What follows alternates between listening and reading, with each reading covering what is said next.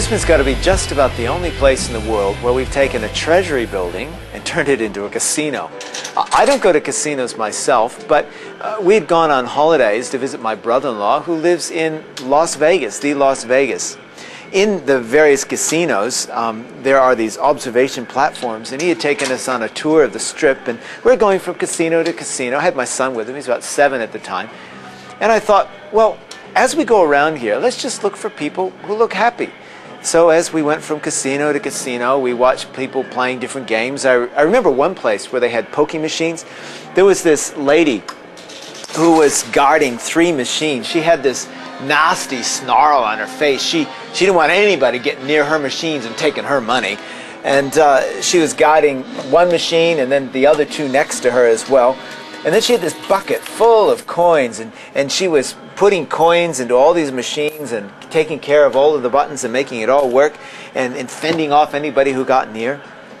We went from there to a lolly shop, and there we bought some of these really cool jelly beans, and they're various flavors, not just your normal little jelly beans, but there were ones like peanut butter and roast marshmallow and buttered popcorn, and we were enjoying these. We were just sitting in a hallway. It was kind of quiet.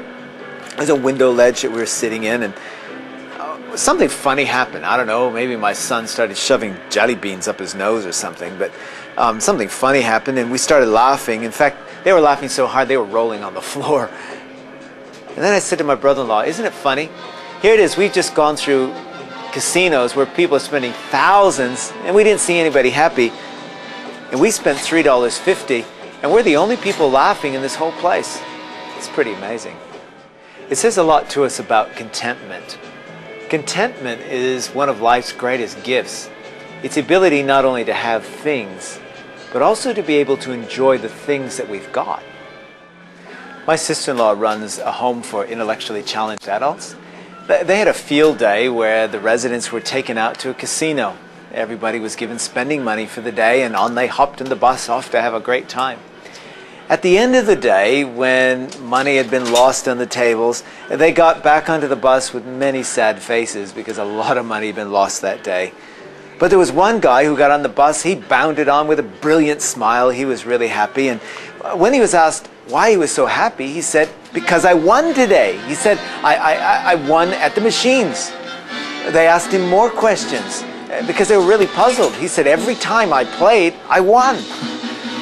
As they asked him more and more questions, they found out the real story.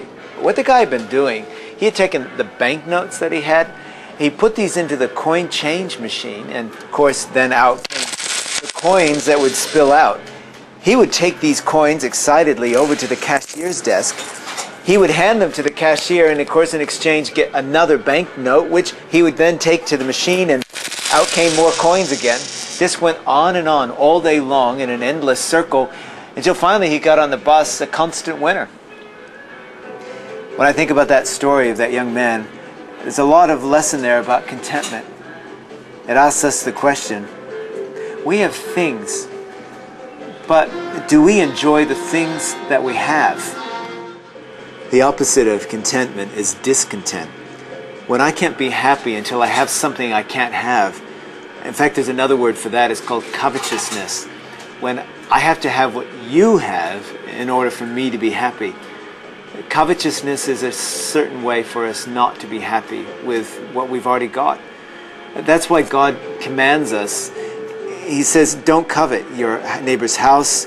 Don't covet your neighbor's wife, male or female servants, ox or donkey, or anything else that your neighbor owns.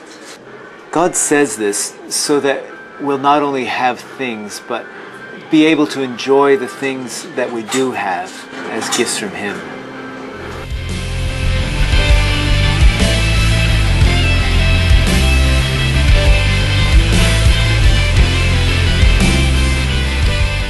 Camping. That wonderful mixture of bull ants, tents, no running water, smelly toilets, trying to make a meal come together. All of the inconveniences of moving life outdoors, yet we do it every year. There was a study that was done of families that succeeded in life. They had a number of different things that qualified what success was. They found that those families had one thing in common. You got it. Camping. There's something about camping that lowers the bar of our expectations. It brings us back to the simple things like eating, sleeping, relationships. And as a result, we find what really matters. So that when we go home at the end of camping, we appreciate the little things so much more. Things like running water and electric lights and a roof over our head and a toilet and all those basic things of life. It's because of camping that we really value them. There's something in contentment about accepting the basics of life and really coming to enjoy those things. That's why it says in the Bible, "Yet true religion with contentment is great wealth." After all, we didn't bring anything with us when we came into the world, and we certainly cannot carry anything with us when we die. So if we have enough food and clothing, let us be content. Contentment begins when I choose to adjust the bar of my expectations and to bring it down to a level where some of the simplest things of life make me really happy. If I can be happy with things like food and clothing, then everything else in life is a bonus. It doesn't mean that I can't have more things. Doesn't mean I can't have a house and all the lovely trappings of life. But instead, I don't have to have everything in life now in order to be happy.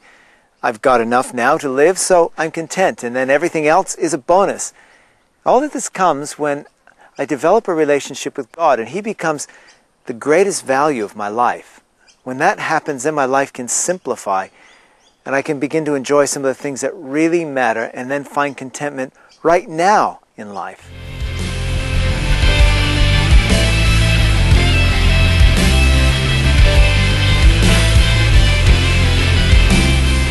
There's this drive in our lives to finish uni, to get a job, and with a job to earn an income to buy a house, and then once we've paid that off, to use some of the equity maybe to buy another house or to get a business happening, to pour money into our superannuation so we have a retirement nest egg, and then by the age of 65 to be able to retire, to be able to travel, to have the beachfront property and all the other things that we want to enjoy, because we think that somehow if we can squeeze 2 or 3 decades into